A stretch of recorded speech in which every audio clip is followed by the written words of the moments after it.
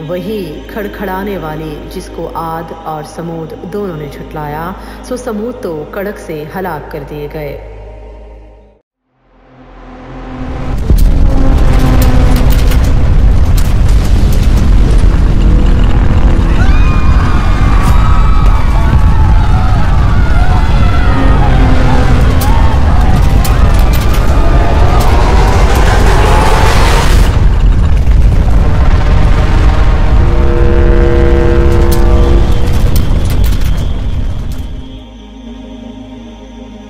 قرآن کریم میں حضرت صالح علیہ السلام کا ذکر 9 مقامات پر آیا ہے۔ قرآن کریم کی سورہ الاعراف کی آیات 73، 75 اور 77، سورہ ہود کی آیات 61، 62، 68 اور 89، سورہ شعراء کی آیت 142 میں تفصیل سے ذکر موجود ہے۔ حضرت صالح علیہ السلام کو جس قوم کی طرف مبعوث کیا گیا اسے قوم سمود کہتے ہیں۔ صالح علیہ السلام کا تعلق قوم سمود سے تھا اور یہ قوم عاد سے تھی۔ مشہور محدث حافظ بغوی نے صالح علیہ السلام کا نسب کچھ یوں بیان کیا ہے: صالح بن عبید بن آصف بن ماشخ بن آزر بن سمود۔ قوم سمود کی آبادیاں ہجر میں تھیں، جو حجاز اور شام کے درمیان وادی قرا تک پھیلا ایک وسیع و عریض میدان ہے۔ صالح علیہ السلام کی قوم اگرچہ نافرمانی کی پاداش اور مکافات عمل کے نتیجے میں تباہ و برباد ہو چکی ہے، لیکن ان بستیوں کے آثار اور کھنڈرات عبرت بن کر آج بھی باقی ہیں۔ قرآن پاک کی سورہ ہجر میں ہے، یعنی اور وادی ہجر کے رہنے والوں نے بھی پیغمبروں کی تکذیب کی، ہم نے ان کو اپنی نشانیاں دیں اور وہ ان سے منہ پھیرتے رہے۔ قوم سمود قوم عاد کے بعد آباد ہوئے۔ یہ ایک بت پرست قبیلہ تھا جو اللہ کو چھوڑ کر بتوں کی عبادت میں لگ گئے تھے۔ اس قوم کو بھی اللہ نے تمام نعمتوں سے مالا مال رکھا، مال اور اولاد سے گھر بھر دیے تھے، کسی چیز کی کمی نہ تھی۔ خوبصورت باغات تھے، باغات کے نیچے خوبصورت آئینے کی طرح صاف شفاف نہریں تھیں، مضبوط اور خوبصورت مکان تھے۔ قوم سمود پہاڑ تراشنے کے فن میں ماہر سمجھے جاتے تھے۔ پہاڑوں کو تراش کر ایسے بے مثال عالیشان محل بناتے تھے کہ دیکھنے والوں کو حیرت ہوتی تھی اور معلوم ہوتا تھا کہ جیسے ان کے ہاتھ میں پتھر موم ہو جاتے ہیں، جیسا کہ قرآن کریم کی سورہ الاعراف میں ہے، یعنی اور یاد تو کرو جب اس نے تم کو قوم عاد کے بعد سردار بنایا اور زمین پر آباد کیا کہ نرم زمین سے مٹی لے لے کر محل تعمیر کرتے ہو اور پہاڑوں کو تراش تراش کر گھر بناتے ہو۔ مزید سورہ ہجر میں ارشاد ہے، یعنی اور وہ پہاڑوں کو تراش کر گھر بناتے تھے تو چیخ نے ان کو صبح ہوتے ہوئے آ پکڑا، اور جو کام وہ کرتے تھے وہ ان کے کچھ کام بھی نہ آئے۔ قوم سمود کے لیے آسمان سے ہن برستا تھا اور زمین اپنے خزانے اگلتی تھی، مگر ان سب کے باوجود یہ ایسے سرکش اور نافرمان تھے کہ یہ قوم بت پرستی پر ڈٹی رہی۔ قرآن کریم کی سورہ الذاریات میں ہے، یعنی اور قوم سمود کے حال میں نشانی ہے، جب ان سے کہا گیا کہ ایک وقت تک فائدہ اٹھا لو تو انہوں نے اپنے پروردگار کے حکم سے سرکشی کی اور ان کو کڑک نے آ پکڑا اور وہ دیکھ رہے تھے، پھر نہ تو اٹھنے کی طاقت رکھتے تھے اور نہ ہی مقابلہ کر سکتے تھے۔ اللہ کو منظور ہوا تو اس قوم کی ہدایت کے لیے صالح علیہ السلام کو بھیجا۔ قرآن کریم کی سورہ الاعراف میں ہے، یعنی اور قوم سمود کی طرف ان کے بھائی صالح کو بھیجا تو صالح نے کہا، اے قوم، اللہ ہی کی عبادت کرو، اس کے سوا تمہارا کوئی معبود نہیں۔ حضرت صالح علیہ السلام نے قوم کو اللہ کی نعمتیں جتلائیں اور اس کی گرفت سے ڈرایا، چنانچہ کچھ لوگ ایمان لائے۔ جو لوگ ایمان لائے وہ اس قوم کے نچلے درجے کے لوگ مانے جاتے تھے، مگر قوم کے بڑے سردار اکڑے رہے اور صالح علیہ السلام پر خوب ہنسی مذاق کرتے، کہتے یہ ہمارے رسول کب سے ہو گئے، غریب آدمی بھلا کیسے رسول ہو سکتا ہے۔ امیروں نے غریب ایمان لانے والوں سے کہا کہ صالح تم سے کہتے ہیں کہ جب تم مر جاؤ گے، مٹی میں مل جاؤ گے تو پھر تم کو زندہ کیا جائے گا، بھلا جب ہم مٹی ہو جائیں گے، گل سڑ جائیں گے تو کیسے زندہ کیے جائیں گے؟ بولے کہ ہم صالح پر ایمان نہیں لا سکتے۔ قرآن کریم کی سورہ الاعراف میں ہے، یعنی تو ان کی قوم کے سردار جو لوگ غرور رکھتے تھے غریب لوگوں سے جو ایمان لے آئے تھے کہنے لگے بھلا تم یقین کرتے ہو کہ صالح اپنے پروردگار کی طرف سے بھیجے گئے ہیں؟ تو انہوں نے کہا ہاں، جو چیز دے کر بھیجے گئے ہیں ہم اس پر بلا شبہ ایمان رکھتے ہیں۔ تو مغرور کہنے لگے جس چیز پر تم ایمان لائے ہو ہم اس کو نہیں مانتے۔ قوم سمود کی نافرمانی اور دشمنی بڑھتی گئی۔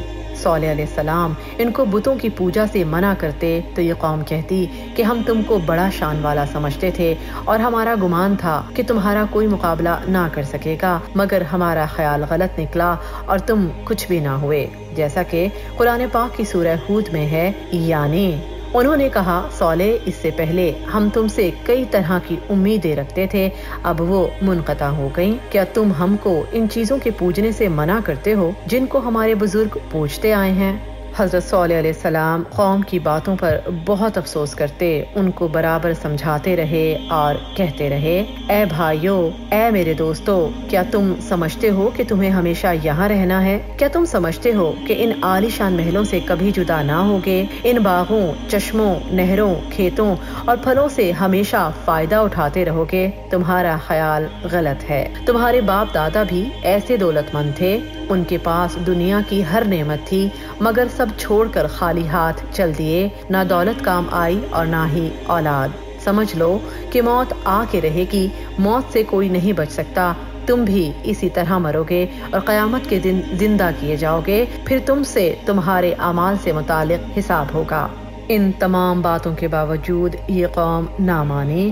غرض اس قوم نے صالح کو جھوٹا اور جادوگر کہا، ان کی توحید کی دعوت کو ماننے سے انکار کیا۔ قرآن پاک کی سورہ ہود میں ہے یعنی اور جس بات کی طرف تم ہمیں بلاتے ہو اس میں ہمیں کبھی شبہ ہے۔ صالح نے کہا اے قوم، بھلا دیکھو تو میں اپنے پروردگار کی طرف سے کھلی دلیل پر ہوں اور اس نے مجھے اپنے ہاتھ سے نبوت کی رحمت بخشی، تو اگر میں خدا کی نافرمانی کروں تو اس کے سامنے میری مدد کون کرے گا؟ قوم سمود نے کہا کہ صالح ہم آپ کی دعوت کو ماننے والے نہیں، اگر آپ سچے ہیں تو معجزہ لے آؤ، مگر یہ معجزہ ہماری مرضی کے مطابق ہو۔ قوم کے سرداروں نے کہا کہ بستی کے کنارے چٹان سے دودھ والی 10 ماہ کی حاملہ اونٹنی نکالیں جس کا رنگ سرخ ہو، اس کی کھال پر بہت زیادہ اون ہو، اتنی موٹی تازی ہو کہ ہم نے ایسی اونٹنی کبھی نہ دیکھی ہو، اور کہا کہ اتنی بڑی ہو کہ ایک دن تمام کنویں کا پانی پی جائے اور دوسرے دن ہم پئیں۔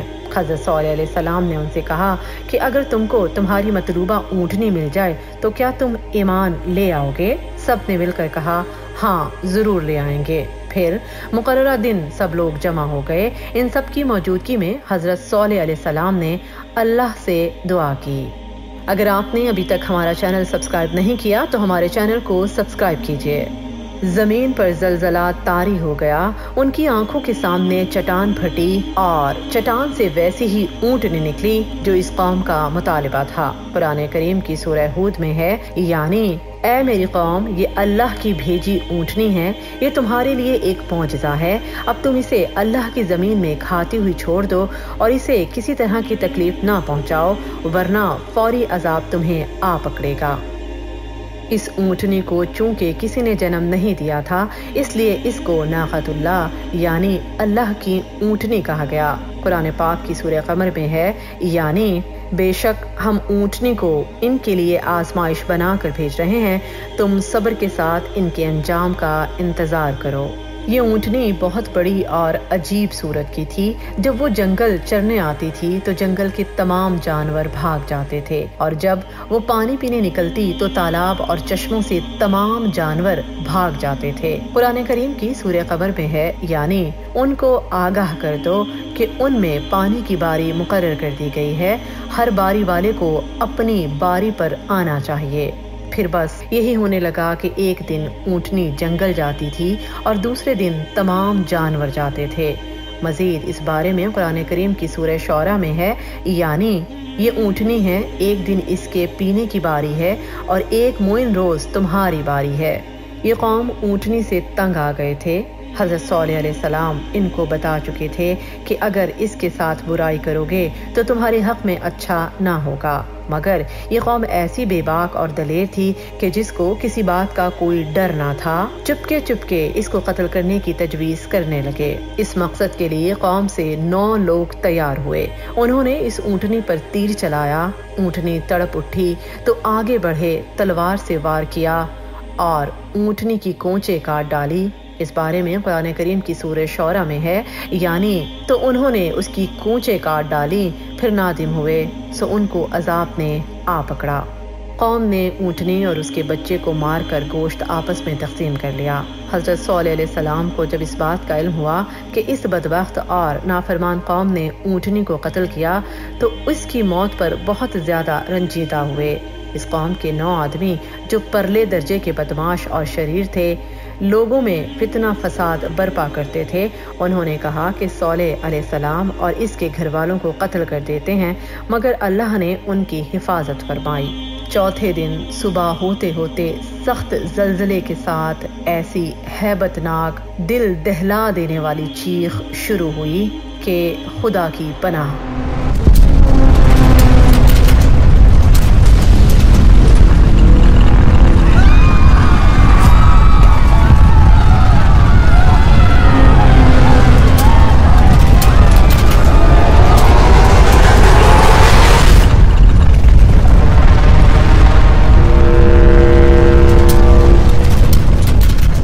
قرآن کریم کی سورہ نمل میں ہے، یعنی تو دیکھ لو ان کی چال کا انجام کیسا ہوا، ہم نے ان کو اور ان کی قوم سب کو ہلاک کر ڈالا۔ مکان گر رہے تھے، درخت جڑ سے اکھڑ رہے تھے، مرد فریاد کرتے تھے، عورتیں چیختی تھیں، بچے روتے اور بلکتے تھے۔ کون بچاتا اور اس عذاب کو کون دور کرتا؟ قوم سمود آسمان کڑک کی نظر ہو گئی۔ قرآن کریم کی سورہ فصلت میں ہے، یعنی اور جو سمود تھے ان کو ہم نے سیدھا رستہ دکھایا تھا، مگر انہوں نے ہدایت کے مقابلے میں اندھا دھند رہنا پسند کیا تو ان کے اعمال کی سزا میں کڑک نے آن پکڑا۔ یہ قوم بھاگ رہی تھی، سارا شہر تباہ ہو گیا، پورا ملک برباد ہو گیا اور تمام بستی ویران ہو گئی۔ قرآن پاک کی سورہ نجم میں ہے، یعنی اور یہ کہ اس نے عاد اول کو ہلاک کیا اور سمود کو بھی غرض کسی کو بھی باقی نہ چھوڑا۔ سورہ قمر میں مزید ارشاد ہے، یعنی سو دیکھ لو میرا عذاب اور ڈرانا کیسا ہے، ہم نے ان پر عذاب کے لیے ایک چیخ بھیجی تو وہ ایسے ہو گئے جیسے باڑ والے کی سوکھی اور ٹوٹی ہوئی باڑ۔ حضرت صالح علیہ السلام مسلمانوں کو لے کر اس منحوس شہر سے نکل گئے اور نکلتے وقت اپنی قوم کی طرف دیکھا اور غمگین آواز میں کہا، اے قوم، میں نے تم کو بہت سمجھایا، نصیحت کی اور برابر اپنے پروردگار کے پیغام پہنچاتا رہا، مگر تم نہ ایمان لائے اور نہ ہی میرا کہا مانا۔ اے قوم، اگر تم میرا کہا مان لیتے، میری اطاعت قبول کر لیتے تو یہ دن نہ دیکھتے۔ عذاب کے بعد اس شہر میں ہو کا عالم تھا، اداسی برس رہی تھی اور یہ شہر عبرت کی تصویر ہو گیا۔ وہاں کے رہنے والوں کے قصے عبرت کے افسانے ہو گئے۔ روح المعافی میں لکھا ہے کہ حضرت صالح علیہ السلام کے ساتھ جن لوگوں نے نجات پائی ان کی تعداد تقریباً 120 تھی، جبکہ 5000 خاندان عذاب الہی سے ہلاک ہوئے۔ مسلمانوں کو لے کر حضرت صالح علیہ السلام عذاب والی جگہ چھوڑ کر فلسطین کے علاقے رملہ چلے آئے تھے۔ اہل حضر موت کا کہنا ہے کہ یہ لوگ حضر موت آ بسے۔ حضر موت الاحقاف کا ایک حصہ ہے جہاں پائی جانے والی ایک قبر کے بارے میں ان کا گمان ہے کہ یہ حضرت صالح علیہ السلام کی قبر ہے۔ ہماری آنے والی ویڈیو حضرت ابراہیم علیہ السلام کے بارے میں ہے، جو بہت جلد ہمارے YouTube چینل پر نشر کی جائے گی۔ اگر آپ کو ہماری ویڈیو اچھی لگی تو لائک کریں اور اپنے دوستوں کے ساتھ شیئر کریں تاکہ ہم ایسی ویڈیوز آگے بھی بناتے رہیں۔ ایسی مزید ویڈیوز دیکھنے کے لیے ہمارا چینل سبسکرائب کریں، بیل آئیکن کو لازمی پریس کریں۔ شکریہ۔